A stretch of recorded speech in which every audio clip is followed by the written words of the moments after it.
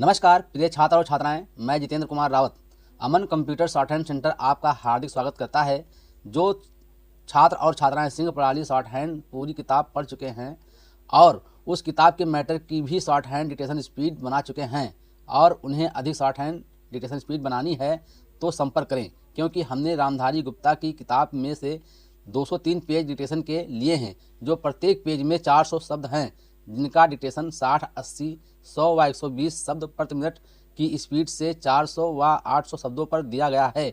जो छात्र व छात्राएं विधिवत रूप से इन मैटरों का होमवर्क करके व्हाट्सएप पर चेक करा के अपनी शॉर्ट हैंड डिक्टेशन स्पीड बढ़ाना चाहते हैं या आउटलाइन प्राप्त करना चाहते हैं या शॉर्ट हैंड पढ़ना चाहते हैं तो संपर्क करें। मोबाइल नंबर 91 98 94 39 41, दूसरा है 700 790 52 75। अतः संपूर्ण पढ़ाई व्हाट्सएप पर वीडियो के माध्यम से कराया जाएगा। धन्यवाद।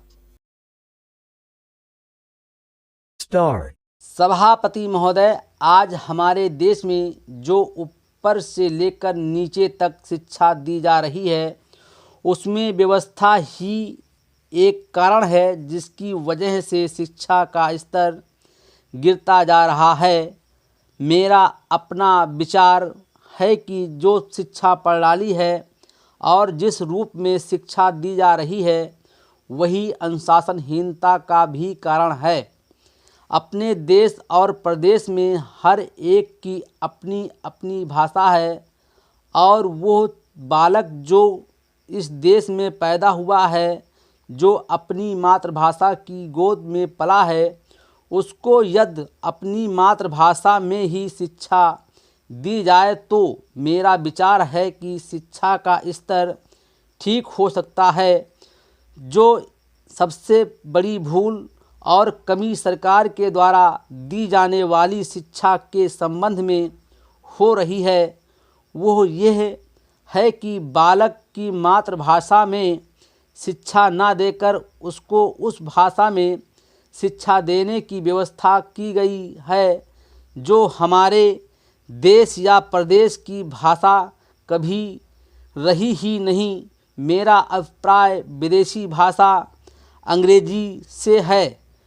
मैं यह मानकर चलता हूँ कि जब यह भाषा इस देश में आई है, चाहे वो किसी कारण से आई हो, इसे आप भी और इस माननीय सदन के सदस्य भी जानते हैं कि उससे बुरे परिणाम ही निकले हैं, कोई भलाई नहीं हुई है। इस देश को जो हानि हुई है वो किसी से छिपी नहीं है। हम देख रहे हैं कि हमारे यहाँ जितना फैशन बढ़ा रहा है और जितनी वेशभूषा बिगड़ रही है वो सब अंग्रेजी भाषा के ही कारण है।